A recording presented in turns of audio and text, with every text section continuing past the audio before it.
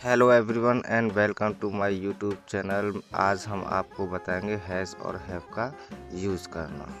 दोस्तों, जब भी वाक्य में वर्ड आए, रखता है, रखती हैं, रखते हैं या फिर एक और वर्ड आ सकता है पास है, उसका भी अर्थ यही शो हुआ कि सामने वाले व्यक्ति पर कुछ है, तो वहाँ आपको हैज़ और हैव का प्रयोग करना है, रखता है, रखती है या फिर पास है के संदर्भ में।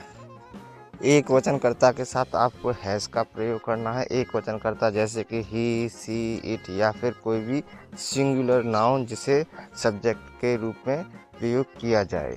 दोस्तों, वाक्य में सब्जेक्ट वो होता है जो काम करता है या फिर उसी के बारे में बताया जाएगा। हम पहले बता चुके हैं इस बारे में। फॉर एग्जाम्पल, उसके पास एक मोटरसाइकिल है। इस वाक्य को हम दूसरे तरह से भी कैसे कह सकते हैं? ऐसे भी हम कह सकते हैं कि वह एक मोटरसाइकिल रखता है। कहने का अर्थ यह है कि जो पास है और रखता है, उसका सेंस यही जाता है कि सामने वाले व्यक्ति पे कुछ ना कुछ है। तो इस वाक्य को हम इस तरह से बना सकते हैं, ही हैज़ अ मोटरसाइकिल। अब जैसे ऊपर लिखा ना उसके पास, तो इसमें हिज भी लगा देते हैं तो वो गलत है। तो नेक्स्ट चलते हैं हैव का यूज़। हैव का जो प्रयोग है वो बहुवचनकर्ता के साथ किया जाता है। बहुवचनकर्ता है जैसे कि यू है, वी है, दे है और आई भी, और या फिर कोई भी प्लूरल नाउन।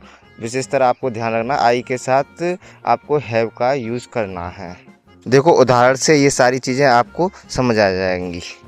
देखो, एक एग्जाम्पल लिखा हुआ है, मेरे पास एक मोटरसाइकिल है। इस वाक्य को हम ऐसे भी कह सकते हैं कि मैं एक मोटरसाइकिल रखता हूँ। तो ये बनेगा आई हैव अ मोटरसाइकिल। अब मेरे पास के लिए आपको माई नहीं लगाना है, क्योंकि ये जो सेंस है वो यही निकल रहा है कि मैं एक मोटरसाइकिल रखता हूँ। तो इसलिए आपको इसे आई को एज अ सब्जेक्ट यूज करना है। अब चलते हैं नेगेटिव वाक्यों की तरफ। जब भी वाक्यों में नहीं शब्द आए तो इन वाक्यों में नहीं की इंग्लिश आपको नो लगानी है, या फिर आपको डू नॉट और डज नॉट भी लगा के वाक्यों को बना सकते हैं। लेकिन दोस्तों, आप ध्यान रखना, इसमें केवल नॉट, ओनली नॉट ही लगाकर नेगेटिव वाक्यों को मत बनाना, अन्यथा वो गलत हो जाएगा। नहीं के लिए केवल आपको नो का यूज़ करना है। यदि नॉट लगानी है तो फिर आपको डू नॉट और डज नॉट के साथ वाक्य को बनाना होगा। देखो, एक उदाहरण देखते हैं, उससे आपको समझ में आएगा।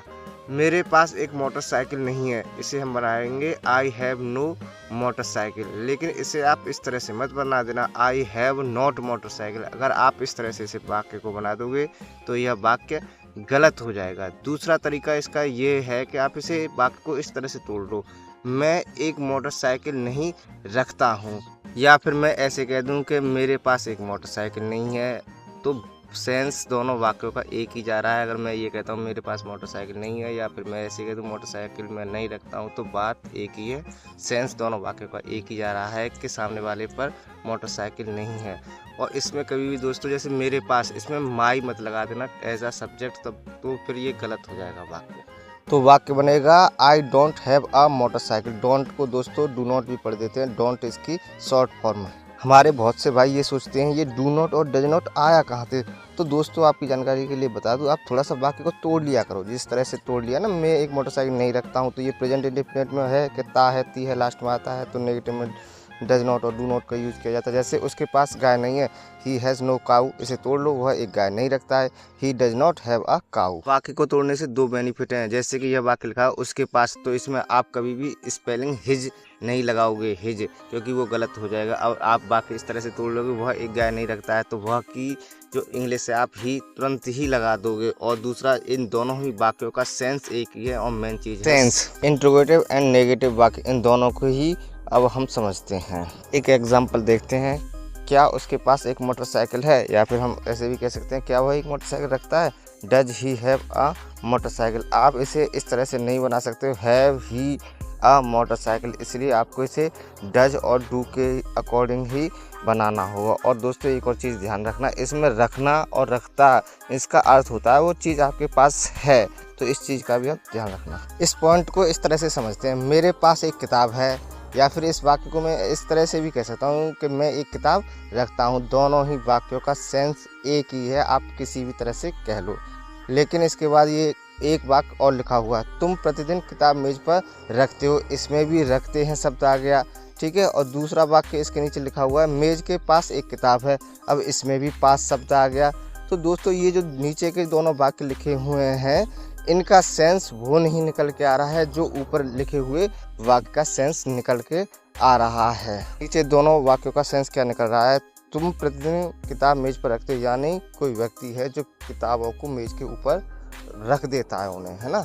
और जो नीचे वाला है, मेज के पास एक किताब है, यानी कोई बुक है जो मेज के पास रखी हुई है। अर्थात इनका सेंस और उस सेंस में डिफरेंस है। वाक्य देखते हैं, क्या तुम्हारे पास एक किताब नहीं है, do you have not a book, या फिर इसे इस तरह से भी बना देते हैं, don't you have a book. ये डू नॉट का शॉर्ट फॉर्म है डोंट। दोस्तों वैसे वाक्य को इसको इस तरह से भी बोल सकते हैं, क्या तुम एक किताब नहीं रखते हो, तो सेंस एक ही है, क्या तुम्हारे पास एक किताब नहीं है, या फिर क्या तुम एक किताब नहीं रखते हो, सेंस एक ही है। बस यही आपको बताना है कि आपको जो रखता है, रखती है, पास है, वहाँ आपको हैज हैव का प्रयोग उस समय करना है जब कोई व्यक्ति के पास वो वस्तु अवेलेबल हो, यानी वो रखता हो अपने पास।